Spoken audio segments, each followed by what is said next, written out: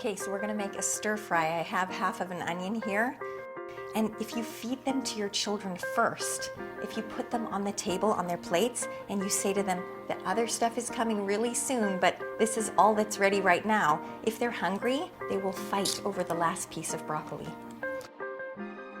I think maybe one of the mistakes that people make with vegetables is they think that they're not allowed to add any sauces or anything, so they just end up making them plain steamed vegetables. And I think the key with children is that firstly you have to get them great vegetables. You have to get the ones that are fresh, that are locally grown or seasonal, and then you have to dress them up a bit. You can put a bit of melted butter on your steamed vegetables or some sauces on your stir fry, because then they have kind of a positive experience with their vegetables. And now I'm switching boards. Apparently, it's hard to get the smell of onion and garlic out of a wooden board, so you don't want to chop your onion and garlic on a wooden board.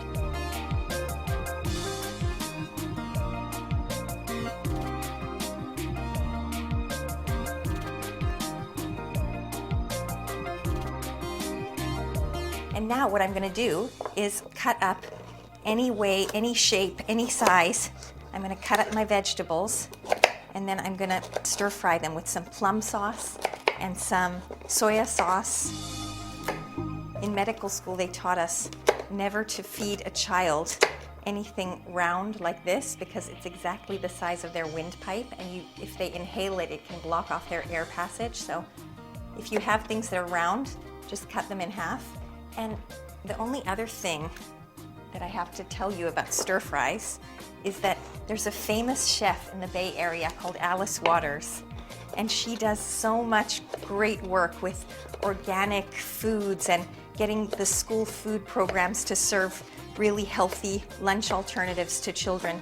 They have school gardens and things, and she's done so much work that I think she once made a comment where she said, "We've come so far since the days of the stir fry."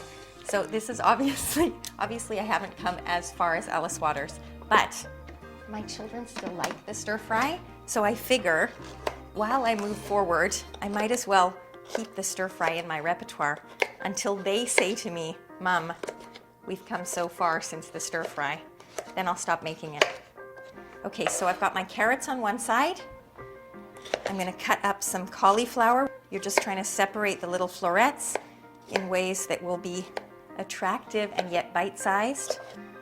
Here I've got my broccoli now, and I'm going to cut this up. You can basically just use as many colors as you can find at a local market and stir fry them all together. Mushrooms go nicely in a stir fry. I'm going to put some of this in. And I'm just going to pull the inside part with the seeds out. This is going to add my red. You can use orange ones and yellow ones as well. And the final thing is a little baby zucchini, which cooks quite quickly and adds a nice different kind of crunch to the stir fry. Okay, so that was it. That's all you need to make a stir fry. And look how many vitamins your children are going to get from this as their first course, as their appetizer. Sorry, Alice Waters, you're my hero, but I'm not ready to give up on my stir fry yet, and neither are the kids. It's going to be quite a high heat, like medium high for a stir fry. And again, I'm just going to start with a little bit of olive oil. You can put a splash of sesame oil in if you have it, but you don't have to have 10 different kinds of oil in your cupboard either. It'll taste just as good with olive oil. And there's something else I didn't mention. This is ginger. If you want to add a bit of really Asian flavor to your stir fry, this smells so fresh and nice. And it's easy to use. You just peel the skin off and cut a little chunk, and you can push it through the same kind of press that you would use for garlic. And if you don't have one of these, you can use a little pot and just pound it up or cut it with a knife into small pieces. Okay, be careful that you don't get splattered because hot oil is not fun to have on your skin. And then I'm just gonna move these around until they start to get kind of glassy looking. The nice thing about stir fry is it's got the sweet and the sour and the salty, and it's got so much color. It like hits all of the children's senses at once. I think with a dish like this, if you show the children that you enjoy eating it, that you look forward to not only to making it, but to eating it with them, I think they'll be much more motivated and much more likely to try it. And now we're going to give our carrots a little head start because they take just a tiny bit longer. So we're going to move this over here, and I'm just going to shove my carrots in and give those just a minute or two.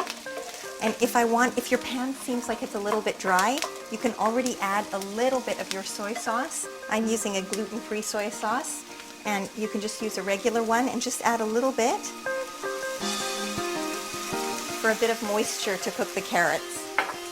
You can hear it sizzling away. Okay, now that we've given the carrots a little bit of a head start, we're going to add all of our other colors. I'm getting serious now, 2 spoons. Now we get to add the flavor. This is plum sauce. It's a little bit sweet and a little bit sour, and it's just delicious. What a good smell. And a little bit more soy sauce.